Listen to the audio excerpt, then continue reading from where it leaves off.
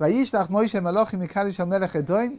Here, what's going on? They're now standing on the border. Yes. Hashem's telling Moshe to get his stick and break the rock, but it has to be a miraculous sign for the Jewish people to recognize the miracle. Oh, so God didn't tell Moshe to use the stick to bring water out. He told him to speak to the rock. That was the problem. Right? Moshe did it a different way because he became frustrated. So the Jewish people are standing. They're getting right towards the border of of Israel. And now they've got to pass through certain countries in order to be able to get into Israel. Okay, so all they're going to do right now is they're going to ask permission to be able to pass through the countries. So Vayishlach Moshe Malachim Mikadosh HaMelech Edom. They're going to send. He sends agents to Edom. Koyama Achicha Yisrael. This is what your brother Israel says, right? You can see it's very conciliatory. It's very calm, right? No threats, nothing. You know everything that's happened to us, all the tribulations that we've been through. Our forefathers went down to Egypt. We ended up over there for many days. When they made our lives very bitter over there. Yeah. It's kind of strange to me because, didn't we just have a war with Amalek? Before this? We're going to have another one. We had one before, earlier, much before, 40 years earlier. But is he Melech Edom is more closer to Amalek? Oh, so here, what's going on? The answer is very simple, which means that God has not given permission to the Jewish people to do anything except to conquer the land of Israel. Which means in order to go into the land of Israel, they have to pass through the land of Edom. But they haven't been given permission to go to war against the people of Edom, which means all they just have to ask, that's all. Is it the Amalekites in Edom? We haven't got there yet. The Amalekites, we're going to come across them soon. They're the only people that are not allowed to make tshuva, right? Yeah. Absolutely. So here, verse number 16, I'm sorry. V'nitzak el Hashem v'yishma kolenu v'yishlach malach v'yotenu mimitzrayim. So we called out to God, and HaKadosh Baruch Hu sent an angel and he brought us out of Egypt. Now here we are. It's an interesting dialogue, right? He's saying like this, that we ended up in Egypt. We ended up being enslaved in Egypt. God sent us an angel to get us out of Egypt, and now here we are, right? Just waiting over here. So here now we're gonna get to the crunch of what this is all about. Verse number 17. Nebro no bartzecho, we'd like to pass through your land. Loi navo besodi uvecherem v'loi nishtei mei be'er. We're not going to go through your vineyards. We're not going to go through your fields. We're not going to drink your water. Derech hamelech nelech, will go on the highways. Loi nitei yamin usmol, we won't deviate. We won't go right. We won't go left. Ad asher navo gvulech, until we've gone through your land. Which is, Moshe Rabbeinu is he's asking permission to walk through the land of Edom in order to get to the land of Israel. Hold on a second. He is explaining to them that they're not going to be a drain on their resources. They're not going to eat their food. They're not going to drink their water. They're just going to go straight through. He's asking that the king can go through the highways, yeah? Yeah. Well, to go through the highway, which means that, again, if you go through the highways, you're following the path that's already been made. And you're not going to. What's the problem? If they go off in their own way, they're trespassing. They'll break down whatever's growing over there, right? And all kinds of damage will be done. So Moshe is saying, no, we won't do any of that. What we're going to do is we'll follow the highway. We'll follow the roads that are already existing over here, and we'll walk straight through your country. And we won't eat your food, and we won't drink your drink, and we won't take anything away. We just need a passage. That's all we need, nothing else, right? Now the kasha over here is really it's really a question that somebody should have latched onto. Is what on earth has the whole of the beginning of Moshe's pitch over here? What's it got to do with anything? So who cares that they went down to Egypt? We're talking about, Egypt was 250 years ago they went down to Egypt. And they stayed in Egypt for 210 years. And then they walked through the desert for 40 years. This is all old history. Who cares? What does that mean? All he's really got to do is he's got to begin, if you ask me, it would make more sense, begin with the Exodus from Egypt. say we've been walking through the desert for the last 40 years and we'd like to come through your land in order to get to the land of Israel. He's giving a whole history lesson over here, and then he just stops with the Exodus, and that's it. He doesn't talk about the last 40 years at all. Which is old history he's dredging up, and the new history is not being mentioned at all. So really, the answer is over here, that the most important thing over here is that it says like this, in verse number 16, it says, V'nitzak el Hashem v'yishma kolenu, that we called out to God, and he sent us a malach, he sent us an angel, v'yotzienu mimitzrayim, and he took us out of Egypt. What's the inference over here is what? That we have friends in high places. That's what he wants them to hear. You know, when the going gets tough and things are not good, so all we have to do is just call out to God, and God takes care of things. You know, I'm not threatening. I'm not threatening. I'm just telling you what happened, that's all. In Hebrew, the word malach can mean one of two things. It can either mean a human agent, or it can mean an angel. Right? So over here, they've translated this as being an emissary. Whatever, interesting, right? Okay, but he's not mentioning his own name. He's just, whatever. So let's see. According to some of the Mefarshim, the offer that's being made over here by Moshe Rabbeinu, listen carefully, what does he say? Nebro no baratzecha, loy navo b'sadio v'cherem, we won't go through your fields and we won't go through your vineyards, v'loy nishtei mei be'em, we won't drink from your water. According to some of the commentaries, what Moshe is suggesting is that we are going to walk through your land, we are not going to intermingle with you, we are not going to allow ourselves to get caught up in your culture, we're just going to go straight through. We're really just passing through, which means that we're going to follow a set path. You know we're coming through, everyone can leave us alone, and we'll leave everybody else alone. Right? Very good. Derech HaMelech Nelech, which means that we're not going to go right or left. We're going to follow in our culture, we're going to follow in our path to get through your country, and we are not going to intermingle with you, we're not going to assimilate with you, we're not going to have anything to do with you culturally. We're just going to get to the other side, that's all. Which he's saying like this, as far as he's concerned, this is an opening bid.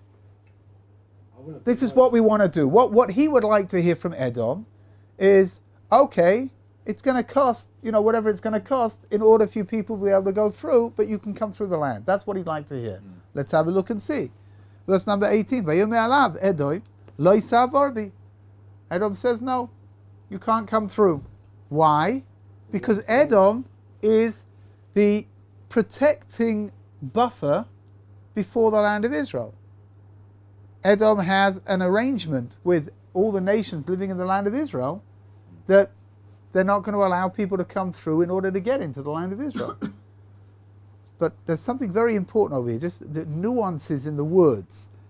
He says, "Vayom elav Edom lo yisavor," you can't come through. Why? Pen b'cherev etzei likrasecha, in case we have to go out in war against you. Now, hold on a second, right? The word pen is translated over here as, in case we have to go out against you in war. Now, if anybody here knows anything about Hebrew, you'll know there's another word which is used for maybe, which is ulai. Hold on a second. There's ulai and there's pen. In biblical Hebrew, in Lashon HaKodesh, there are no synonyms. Which means that pen and ulai, even though they're translated the same way in English, have two different inferences. Ulai is something that you would like to happen, and pen is something that you would not like to happen. So for example, if I say, let's meet tomorrow, and maybe we'll go to the beach, so you would use, in biblical Hebrew, you would use the word ulai. Ulai nelech lechov, because that's something that we'd like to do. If you say, tomorrow we'll meet up, but if there's going to be an enormous heat wave, then we won't go to the beach. You would say pen, because you don't want that to be, right? Pen has got a negative dimension to it, something you don't want. Ulai has got a positive dimension. Let's go back to verse number 18. Vayome alav Edom lo yisavor, but you can't come through. Why? Say Edom. Pein b'cherev etzei likrasecha. I don't want to go to war against you. But if you don't listen to what I'm telling you, that's what I'm going to do.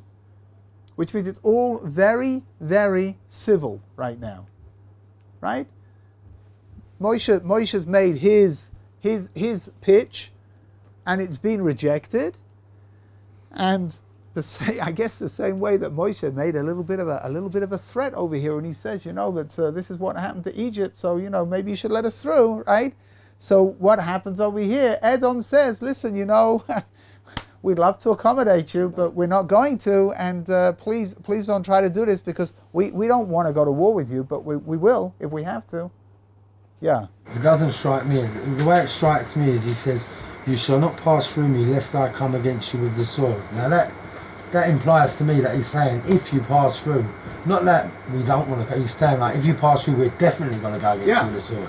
Not like we might. He's saying no, it's not. Yeah, for sure, it's a definitive statement. But by using the word pen, what he's really saying is, I don't want to go to war against you, but if this is what you're going to do, then I've got no alternative. There's no room for misunderstanding, right? There's no room for I didn't realize that he meant that we were going to go to war. I didn't realize that. He means it 100%, right? And you can't miss it. However, what the pen does is that he's telling him that I don't have any, I've got nothing against you, right? There's nothing personal about this. Just that you should know that I'm not going to allow you to come through my land. Yeah. What's the relationship right now between Israel and Edom? Like, is it neutral? Is it positive? Like neutral.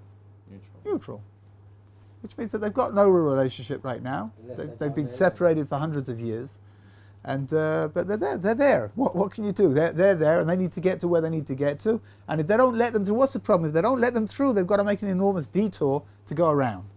Here. Let's keep going. Verse number 19. Something very fascinating is going to unfold over here.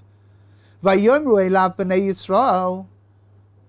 So the people of Israel now get involved, which means something very disrespectful has just taken place. What happened up until now was Moshe's talking to them, and Moshe's laying down, this is what we want to do, and this is how they answer. Now what's happening?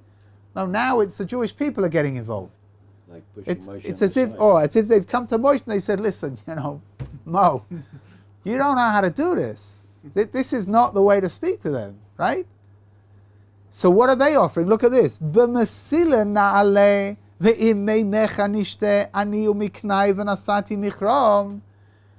we'll go on the pathways and we'll drink your water and we'll keep ourselves alive through you. Right? Just let us pass through. Hold on a second. You know what's going on? They're saying like this. Moshe comes along and Moshe lays down. What's Moshe's deal? This won't cost you a penny. We won't take anything from you. We'll go on the highways. We won't have anything to do with you. We're just going to spend however long it takes to get from this side to the other side of the country. That's all we need to be here for. And they say, no way. So along come the Jewish people and they say to Moshe, no, that's ridiculous what you just offered. Here, what are we going to offer? We'll go on your pathways, which means what? We'll intermingle with you. We'll eat your food. We'll drink your drink. We'll have a great time together. And we'll pass through your country on the way. You're offering to pay, though. It says there, I shall pay the price. For sure. No one's suggesting that any of this is going to take for free. Moshe also understands that in order to get from one end to the other, even if they don't use anything from the country, he'll have to pay a toll of some kind. He knows that. But over here, what the Jewish people are doing is that the Jewish people are saying, Moshe, you're verfrummt. You're so frum, it's ridiculous. What are you saying, that we won't have anything to do with them culturally? Of course they're not going to let us go through if you don't want to have anything to do with them. Here, listen to this. This is how we're going to do it. And they come to Edom and they say, you know what? We're going to come through. We'll have a great time together. We'll drink a few drinks together, right? We'll have a couple of cheeseburgers together. And you know what? By the time we finished all of that, we'll get to the other side. Sounds beautiful. Hold on a second, right? Verse number 20. And they say no. And know what happens this time? There's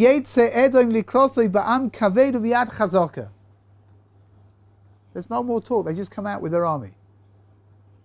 Interesting. What happened by Moshe Rabbeinu? When he made the offer, what did they say?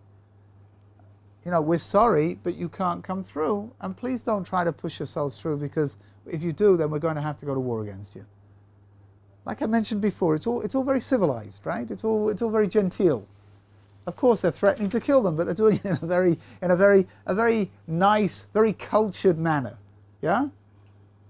When the Jewish people take on, make their offer of, come on, we'll drink with you, we'll eat with you, we'll go on your side paths, and we'll be a part of you, and we'll assimilate into you. It'll be great, right? What do they say? No, and they come out with an army. There's no the veneer of civility is gone, and now they're coming out to go to war against them.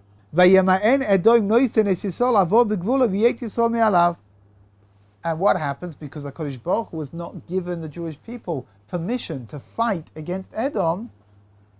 So what have they got to do? They have to turn away. They can't go through. They're going to make a detour. There's an incredible little thing over here. I don't know if you're picking up the nuance, but it's something of the most tremendous importance. You should know that the biggest problem that we have, the Jewish people, the biggest problem that we have and that we've always had, is that we imagine that we know better than the spiritual leaders. We think we've got all the answers. We think we know what's what. And we think that the spiritual leaders are so detached from reality that whatever they're offering, whatever they're asking, whatever they're saying it's not applicable, because we know what's right and they don't. They live in that ivory tower of Talmud scholarship, and they've got no idea of what's really going on in the physical world. And it's not true. Quite the opposite is true. Our problem is that when we look at things, we look at them through the prism of what we want, through our own desires. We've spoken about this many times in the past, right? This idea of being able to justify whatever you want. You can justify it just great. The leaders, the spiritual leaders of the Jewish community, what are they doing? Moshe Rabbeinu, what's he doing? He's not looking at anything according to what he wants. The only prism that Moshe Rabbeinu looks at the world through is the prism of Torah, nothing else. So when Moshe Rabbeinu comes along and says, this is the offer, this is the only offer that makes any sense, then the Jewish people are supposed to say, here, you know what, he knows what he's talking about for sure. He's got a proven track record, and what he's saying is right. We don't understand it exactly, it doesn't matter. We know that what he knows is right. You go to a doctor, and the doctor says, you've got a certain medical complaint. And here, I want you to take these orange pills. You should take 3 a day. So you're going to walk out and say, the guy's a quack. The blue pills are much nicer. They look nicer, they taste better. I'm not taking these orange pills, that's ridiculous. And you know what? The blue pills, I want to take 7 of them a day, not 3. Does anybody do this? No, right? I mean, if you did, you're not going to make it back for your next appointment to the doctor, right? You ever heard of anything like this? I'm not kidding, really, I'm not kidding. You go to your accountant, and your accountant, he's an expert at what he does, right? And he makes all the figures and he works them all out and he crosses the T's and dots the I's and he says, listen, you've got to pay the IRS, you have to pay, $100,000 to the IRS. And you walk out of there and you say, the guy's a nut. I'm going to offer them 3,000. That'll do. That's more than enough. You know what? If you're lucky, your accountant will come and visit you in jail, right? Yeah. You hear what's going on? Does it make any sense? You go to somebody who's an expert in what they do and they tell you to do something, you say, no, now I know what to do, I'll do the opposite. It's ridiculous, no? But for some reason, when it comes to spiritual things, that's the way many people behave like that. They go to the rabbi to ask the rabbi a question, they don't like what he hears. Oh, the rabbi's a fool. There's no doubt about it. Of course it's okay to do this. Like, how can he say that it's not? You hear? Very true. Why is that? Because spiritual dimensions are things that we don't see very clearly. And I'll tell you something, the less clear we see it, the more expert we think we are. teach somebody the laws of Shabbos, and you tell them they can't do that. That's ridiculous. What do you mean? You don't even understand why you can't? No, it's ridiculous. I once had somebody who told me, and these were the words, I find it difficult to believe that God does not want me to brush my teeth on Shabbos morning, that he wants me to have bad breath.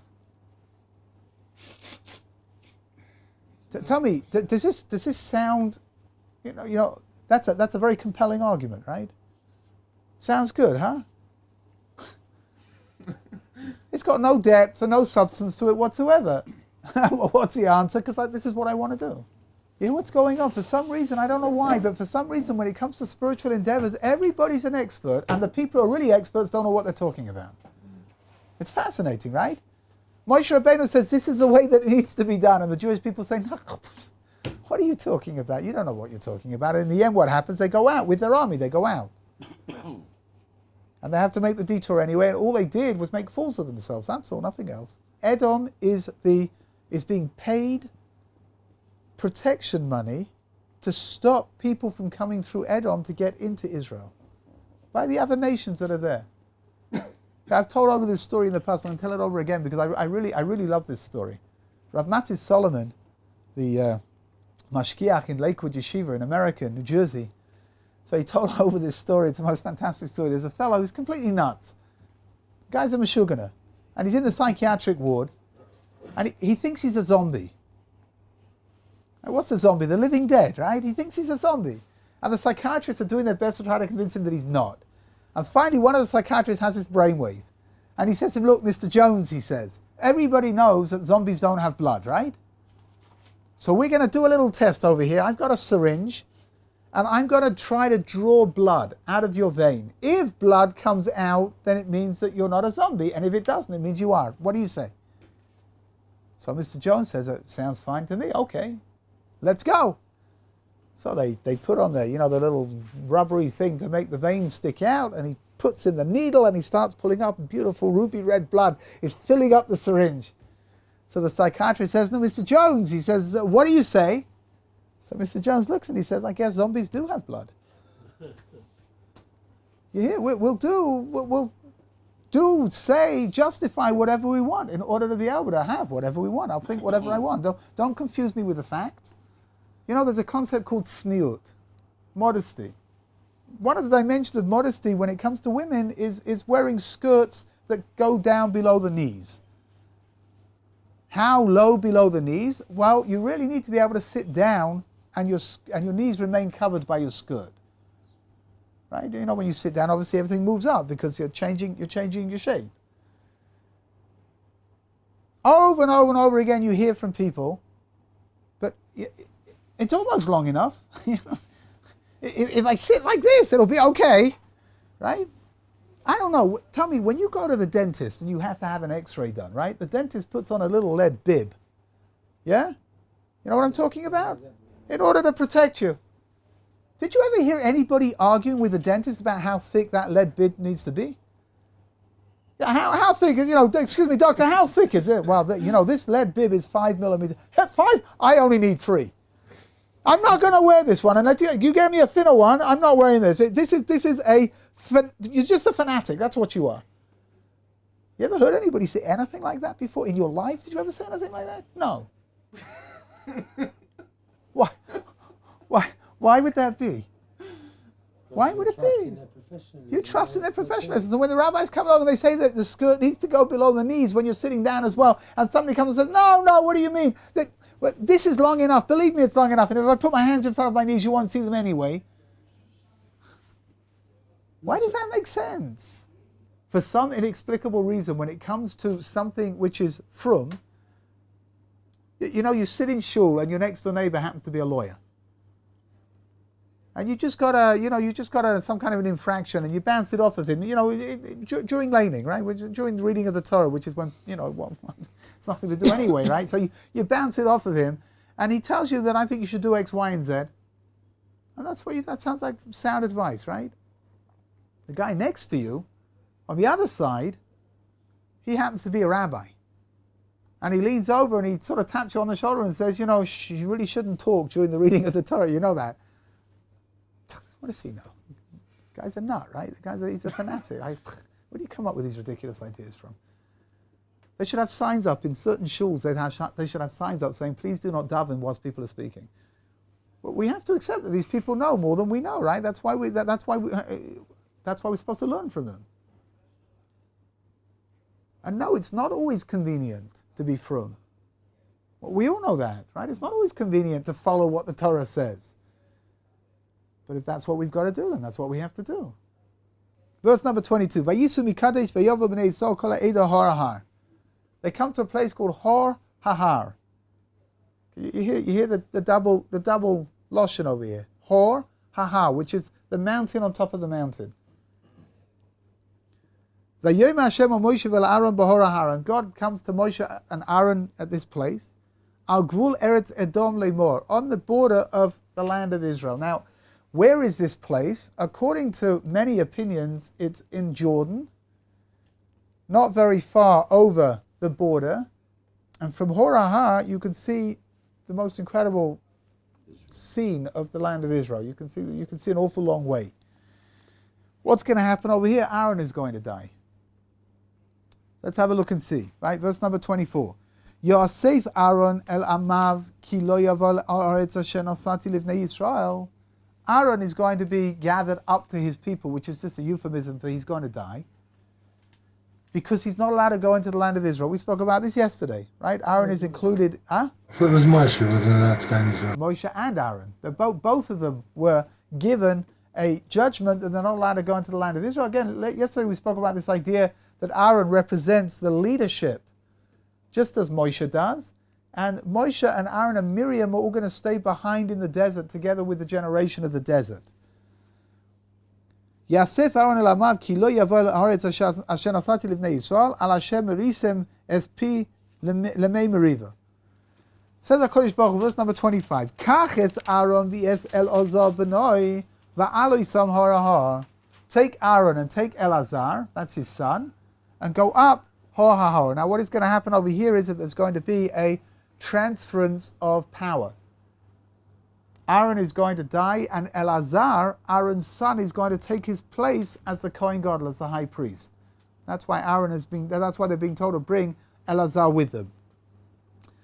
V'avshet es Aaron es begadav, v'ilbashtom es Elazar b'noi, v'aron ya'asef u'meis sham. And Aaron has to get undressed, right? Because he's wearing the clothing of the high priest, and he's going to get undressed, and Elazar is going to wear the clothing that was his father's, and Aaron is going to die. It says the Medrash the most fantastic thing over it. The Medrash says, first of all, in order for Aaron to be able to retain his dignity before he dies, it says the Medrash that each piece of clothing that Aaron removed was replaced by a celestial piece of clothing, by some kind of a spiritual dimension, which means that otherwise it means that he's not going to be wearing anything at all. He's going to take off everything in order for Elazar to be able to put it all on. So he's left with a corresponding piece of spiritual clothing, which is going to take the place of the one that was left. Let's have a look at verse number 27. V'yas Moshe kasher tziva Hashem. Moshe did what Hashem said. V'yalu el Har Hahar leinei kol ha'eda, and they went up in front of everybody to Har Hahar. V'yavshet Moshe es Aaron es begadav v'yabeish Yisam es Elazar b'noi v'yomos Aaron sham b'rosh hahar. And exactly what Hashem said to do, that's what happened, which means that Aaron takes off his clothing, Elazar puts it on, and Aaron passes away over there. V'yered Moshe v'Elazar min hahar, and they come down. Elazar and Moshe only. Obviously because Aaron is now no longer alive. Says the Medrash something very, very beautiful. The Medrash says that at this moment when Aaron's life came to an end, he had pleasure that was 1,000 times greater than all of the pleasures that he'd had whilst he was in the physical realms. It's an interesting idea. Well, we don't see anything particularly pleasurable taking place over here. When Aaron sees his son following in his footsteps, when Aaron sees that Elazar is worthy to take over from him, which means that he is whole spiritually, he's whole spiritually, he's healthy. So then Aaron has the most intense sense of pleasure knowing that his son Elazar is complete. There's the most incredible little idea over here. I'm not sure if right now many of you may not be able to pick up the beauty of it exactly. But as parents, right? As parents, we want our children to succeed in everything, but first and foremost to succeed in their spiritual lives. I don't know if you ask me. I think Judaism is one of the few. I don't want to say religions right now. One of the few life systems where parents want their kids to be better than they are, to be more successful than they are. Ask any parent, ask any father what does he want from his son? He'll tell you that his son should be a bigger Talmid Chacham than he is, a greater Talmud scholar than he is. It doesn't matter how great he is. He could be the greatest Talmud scholar in the generation, but all he wants is for what? That his son should be greater than he is. There's a sense of wanting our children to accomplish and to do anything that we can possibly do in order to allow them to succeed at what they need to succeed at. You should know in the secular world, it's a very interesting place, the secular world, it really is. Secular mindset. Parents, they'd love their children to be successful, just not as successful as them. Which means what? They want to keep an edge over their kids, right? It's an interesting idea, it really is. Right? So the kid should be successful. For sure, he should be successful. But you've got a successful father. The kid should be successful, but just a little less than I am. I want to retain my sense of being the one who's on the top. Whereas in the Jewish world, it's not like that. In the Jewish world, we truly, truly want our children to overtake us. And you know what? The earlier, the better.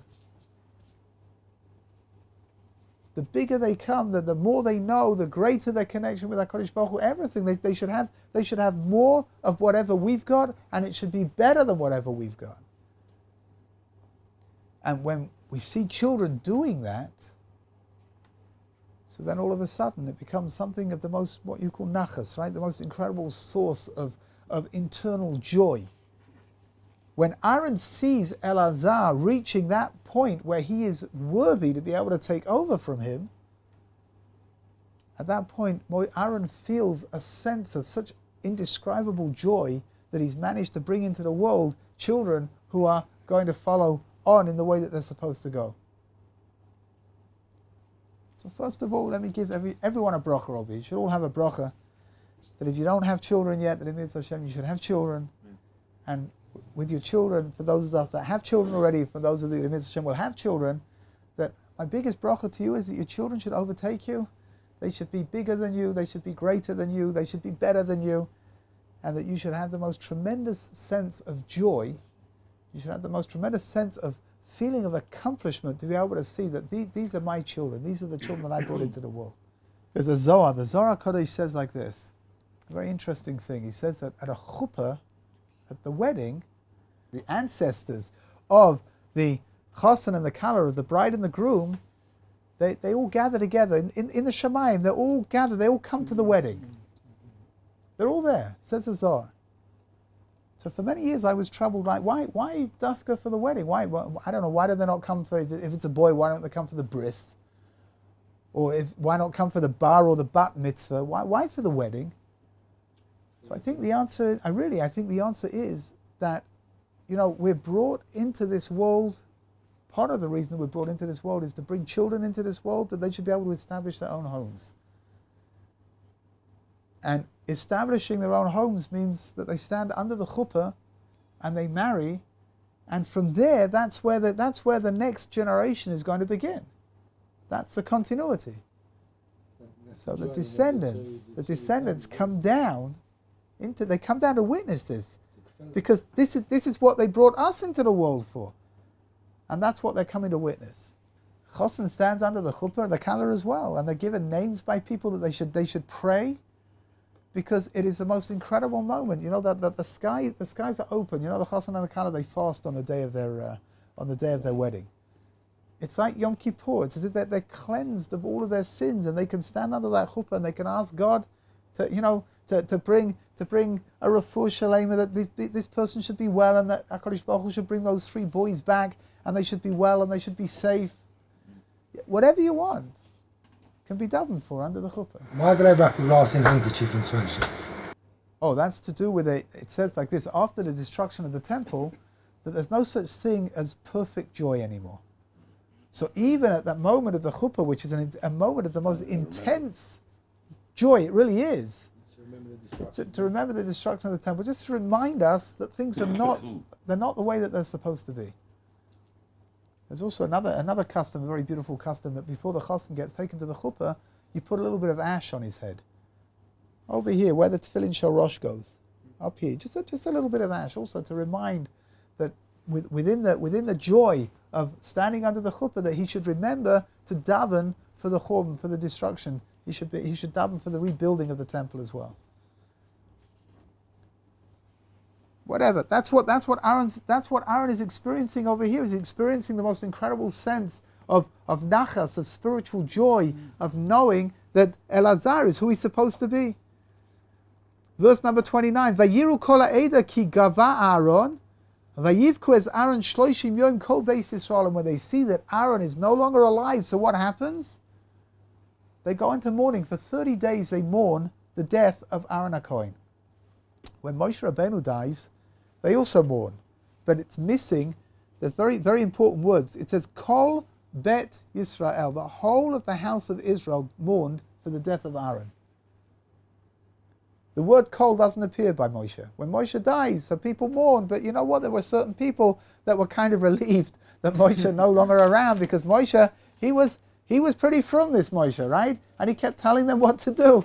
And he kept telling them off. Aaron, on the other hand, Aaron was the softest, gentlest person that you could possibly imagine.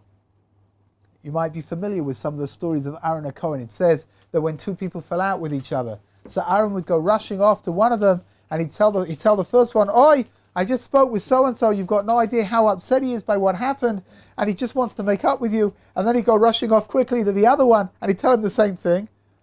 And when they met each other, they were so happy to see each other that they made peace. Hold on a second. It says the Medrash, the Yalkut Shimoni says the most incredible thing, that when Aaron HaKohen died, there were 80,000 Aarons, little Aarons, that followed his funeral. Children called Aaron. Where did they come from? Because there were shlom bayis problems. There were marital issues. You know, you can imagine living in the desert. It wasn't the easiest place to be, and there were all kinds of marital issues that needed to be sorted out. And who did they go to? Who was the ultimate psychologist, right? Whose expertise was in family psychology, was Aaron HaKohen. And he was able to get each one to see the positive dimension of the other one. He was able to get each one to see the good side of the other one, in order to be able to build up their relationship together. And when the couple then had a baby, so they named that baby after Aaron as a sign of their great, their great respect and thanks for what Aaron has done to them. And it says there were 80, maybe 18. 18. I think 18,000 children called Aaron that followed the funeral procession. That's who Aaron is, and that's why the whole of the Jewish people are busy crying, because you know what? There's what to cry about, that's for sure. Aaron was a very special man, he really was. So it says like this, I don't know if you're familiar, there are 2 very, very powerful personalities in Jewish history known as Hillel and Shammai. Hillel and Shammai, I don't know if you know any of the stories, but Shammai was considered to be somewhat inflexible. He was very strict. Hillel, on the other hand, was very flexible, and he was, very malleable, and he was very lenient within the halacha. Again, no one's suggesting, chas v'shalom, that Hillel would rule things that were incorrect, but within the halacha, he would do his best to be as flexible as possible. In the Kabbalistic works, it says that Hillel and Shammai were Gilgulim, they were incarnations of Aaron and Moshe. Aaron and Hillel are very similar to each other personality-wise, right? Shammai and Moshe were also very similar to each other. Which means that Shammai and Moshe, they share this sense of doing things. You got to do things according to the book. You know, HaKadosh Baruch Hu says this is the way it needs to be done, then that's what you need to do. Whereas Hillel was more along the lines of, you know what, okay, it's hard, it's too hard for you to do that, so here, let's try to find a way of being able to do it to make it a little bit easier for you, right? To make it a little bit more flexible for you. That was the most incredible dynamic that existed between Moshe and Aaron, which has now come to an end. Which means that Aaron is, in a certain way, Aaron is like the foil to Moshe Rabbeinu. Moshe Rabbeinu is strict. Moshe Rabbeinu is unbending. And Aaron is the one who serves as a foil to that in order to make things easier, to make them more palatable for the Jewish people. And that's why when he dies, right, it says, Vayivku as Aaron shloshim yom kol beis Yisrael. Everybody, there wasn't anybody that wasn't crying when Aaron died. Good. We're going to stop over here, Mitzvah Hashem. What we're going to see tomorrow is that unfortunately the aftermath of the death of Aaron is going to bring Amalek with it.